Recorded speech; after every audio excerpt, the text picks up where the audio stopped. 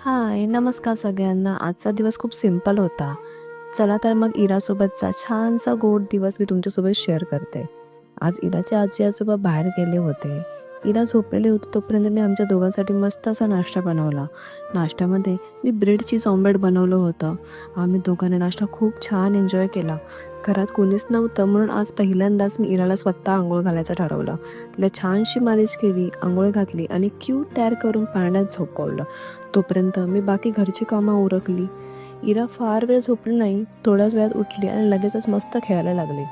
आज rose day होता आणि स्वप्नीलने आज मला एक खूप सुंदर सरप्राईज गिफ्ट दिलं, जे की मला खूप खूप जास्त आवडलं. आज स्वप्नील वर्क फ्रॉम होम करत होता, त्यामुळे इरासुद्धा तिच्या पप्पांना कामामध्ये थोडी हेल्प करत होती. दुपारी आम्ही जेवण केलं आणि इरालासुद्धा मी ॲपल प्युरे दिलं. रात्री कुणालाच जास्त जेवायची इच्छा नव्हती म्हणून पप्पांनी चिकन सूप आणलं. आम्ही मस्त चिकन सूप एन्जॉय केलं आणि सोबतच बॉइल्ड एग छान असा कांदा घालून खाल्ला. असा होता माझा आजचा साधा आणि खूप खास पण आठवणीत राहणारा दिवस. तुम्हालाही अशा मोमेंट आवडत असतील तर नक्की लाईक करा. भेटू पुढच्या ब्लॉगमध्ये. बाय.